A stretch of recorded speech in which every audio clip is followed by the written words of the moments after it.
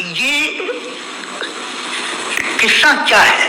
अब आप ये देखिए कि मुझे कभी कभी लगता है कि जो फुटबॉल फाइनल होता है, लाखों लोग होते हैं, फिर वो टीवी कवर कर रही करोड़ों लोग, अगर उसमें खुदा की एक मूविंग आवाज आ जाती है, मैं गॉड हूँ, तो सारे लोग अभी सुन लेते और टीवी पे भी सुन लेते, किस्सा खत्म होता।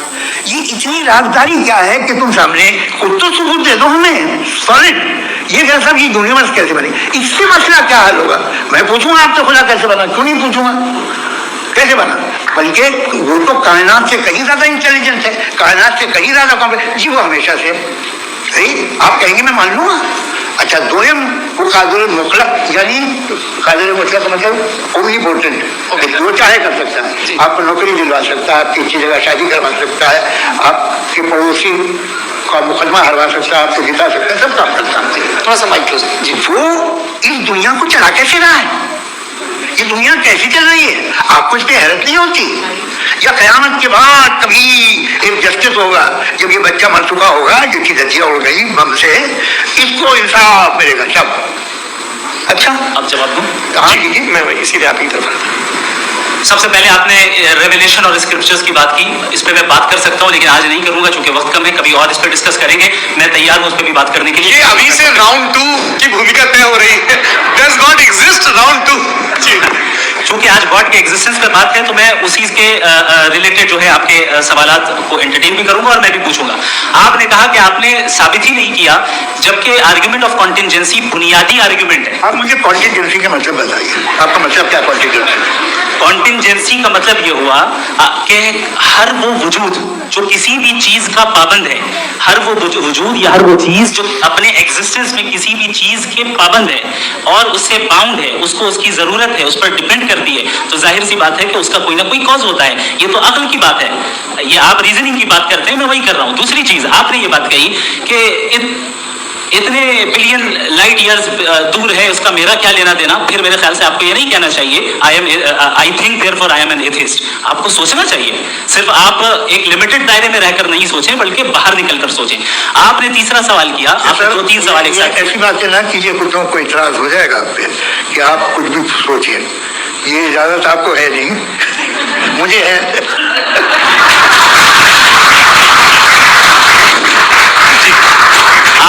आपने प्रॉब्लम ऑफ इविल के ताल्लुक से सवाल किया और बार बार आप एक लफ्ज रिपीट कर रहे हैं कि ओमनीपोटेंट गॉड है, ऑल पावरफुल गॉड है। यही तो दरअसल समझना है कि गॉड का कॉन्सेप्ट क्या है। प्रॉब्लम ऑफ इविल जो है, प्रॉब्लम ऑफ इविल दर हकीकत 2 असम्पशंस पर कायम है। अगर आप इन 2 असम्पशंस को समझ जाएं तो ये प्रॉब्लम नहीं रहेगी, आर्ग्यूमेंट आपको समझ में आ जाएगी कि ये कोलैप्स कर जाता है।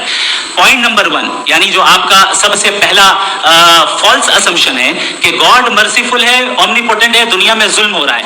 लेकिन आपको ये समझना चाहिए कि हमारे वर्ल्ड व्यू के मुताबिक गॉड सिर्फ ओमनीपोटेंट और सिर्फ मर्सीफुल नहीं है, बल्कि वो ऑल वाइज भी है और वो ऑल नोइंग भी है। उसके हर काम के पीछे हिकमत और विजडम है। ये कोई जरूरी नहीं है कि वो हिकमत और विजडम आपको समझ में आए या मुझे समझ में आए। अगर आप जो समझ रहे हैं उसके मुताबिक आप फैसला कर रहे हैं, ये लिमिटेड पर्सपेक्टिव से आर्गुमेंट है। और इस चीज को हम अपनी दुनिया में, अपने लाइफ में, डेली लाइफ में इस प्रिंसिपल को एक्सेप्ट करते हैं। हम जब किसी डॉक्टर के पास जाते हैं, डॉक्टर के पास जाकर वो अगर उसने हमें कोई दवाई दी है, तो हम ये तो नहीं कहते कि जब तक आपके पास जितना नॉलेज और जितना विजडम नहीं है, आपने क्यों ये दवाई दी है, तब तक हम इस चीज को एक्सेप्ट नहीं करेंगे।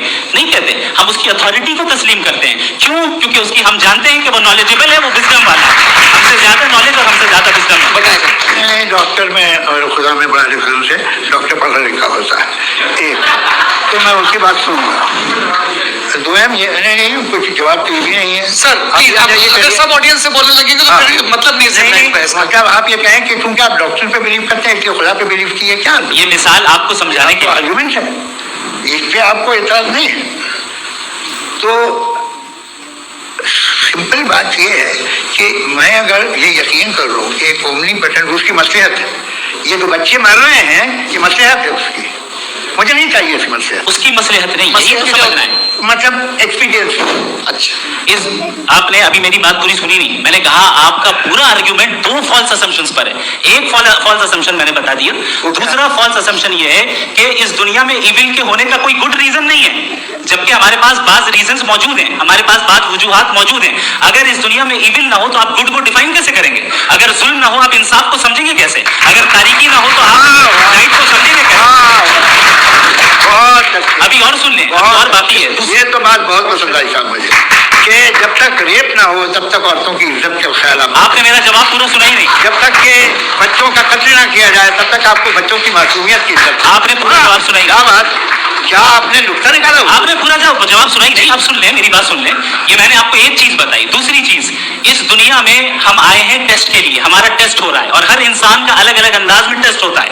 और इस दुनिया में अगर इविल मौजूद है तो वो इविल जरिया है हमारे अंदर ह्यूमन नोबल क्वालिटीज को डेवलप करने का और अलग अलग फील्ड में प्रोग्रेस करने का। और अगर हमारे अंदर और इस दुनिया में इविल नहीं होता तो बताइए टेस्ट का मतलब क्या होता? अगर मैं अपने स्टूडेंट को एमसीक्यूज दूं और उसमें सिर्फ राइट आंसर लिख कर दे दूं और कहूं तुम्हारा टेस्ट हो गया, ये मीनिंगलेस है। इस दुनिया में अगर हम टेस्ट के लिए आए हैं तो जाहिर है गुड एंड इविल दोनों मौजूद है।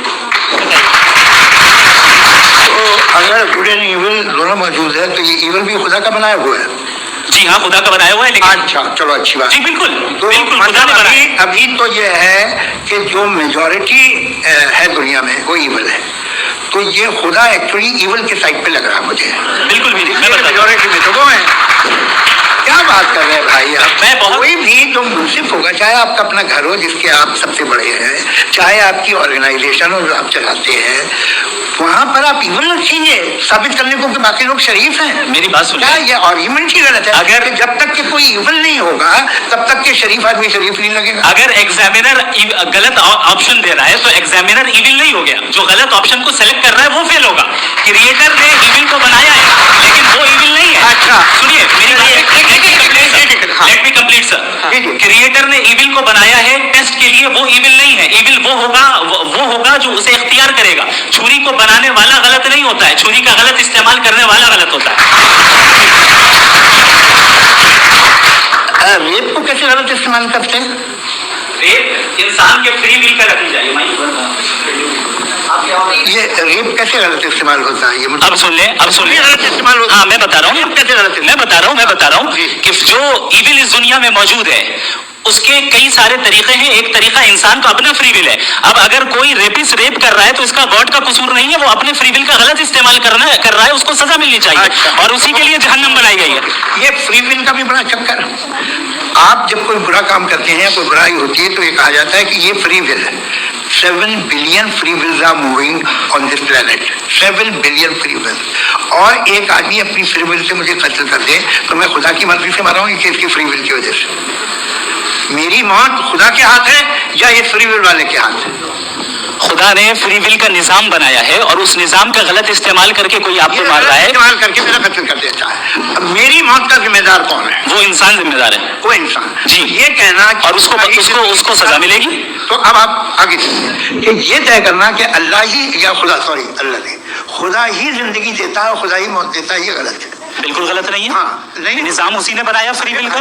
निजाम मौत और हयात को उसी ने बनाया। You are contradicting yourself. अभी आपने कहा कि एक आदमी ने फ्री विल से आपको मार दिया, इसमें उसे फ्री विल दी गई थी, उसने गलत इस्तेमाल किया।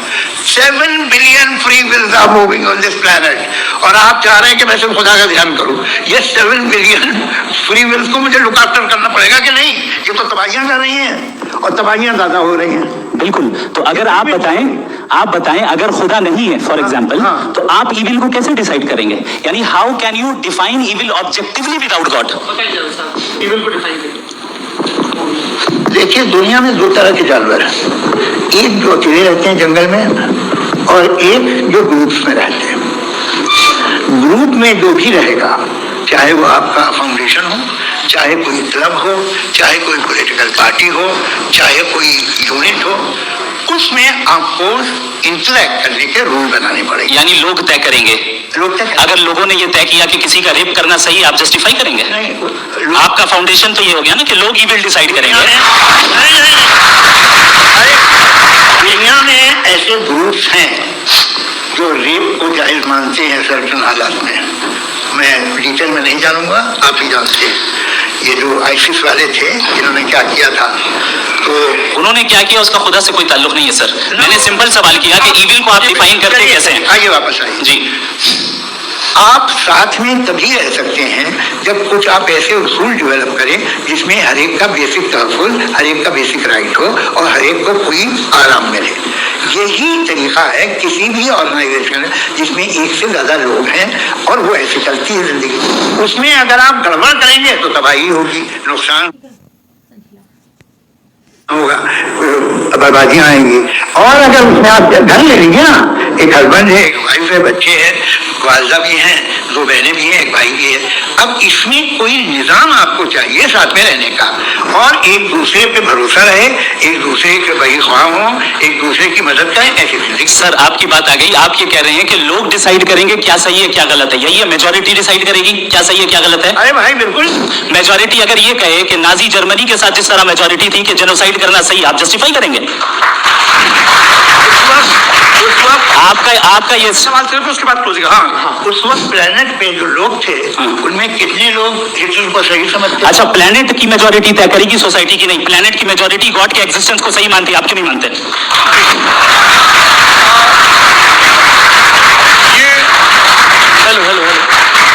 ये क्रॉस क्वेश्चन का राउंड यहाँ पर समाप्त होता है और ये बड़ा अच्छा है कि इस तरह से फ्रेगमेंट कर दिया गया है ताकि जो मटेरियल ऊपर जा रहा है जवाब दे दूं। जी, प्लेनेट की ज्यादातर मेजोरिटी कुछ दूसरे मजहबों के खुदा को मानती है।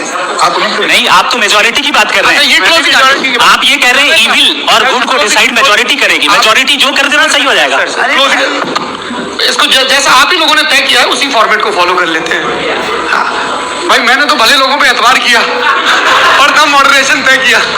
जी, आपके पास 5 मिनट का वक्त है, क्लोजिंग आर्ग्यूमेंट है, उसके बाद हम ऑडियंस से क्वेश्चन आंसर लेंगे जावेद साहब के क्लोजिंग आर्ग्यूमेंट के बाद। Okay, time start. बहुत शुक्रिया जी। हमारा जो टॉपिक है डज गॉड एग्जिस्ट, मैं इस पे इतने एकेडमिक तैयारी करके आया था, मुझे था कि मैंने सोचा था कि कई सारे मैं आर्ग्यूमेंट्स दूंगा, लेकिन वक्त की भी किल्लत और जावेद साहब बार बार इधर उधर चले जा रहे थे तो उसको भी थोड़ा एंटरटेन करना पड़ गया। डज गॉड एग्जिस्ट पे मैं एक ही आर्ग्यूमेंट दे पाया। आर्ग्यूमेंट्स बहुत हैं और डेफिनेटिव आर्ग्यूमेंट्स हैं और मेरे आर्ग्यूमेंट को किसी एक राउंड में भी इन्होंने एंटरटेन नहीं किया और रेफ्यूट नहीं किया, एक राउंड में भी नहीं, एक राउंड में भी नहीं। और ना ही अभी आपका क्लोजिंग आर्ग्यूमेंट है, नहीं हो बता दें। Argument of contingency sir. अरे मैं आपसे कई बार कह चुका हूँ कंटीजेंसी का मतलब अब मैं कैसे समझाऊं आपको आपस में आप और कितने आसानी से समझाऊं मैं, मुझे तो नहीं समझ में आ रहा है। आप अपनी कंटीजेंसी उर्दू में बोल सकते हैं। आप अपनी बात पूरी कर लें जी, आखिरी 4 मिनट। दूसरी चीज, just a minute please ma'am, can I talk?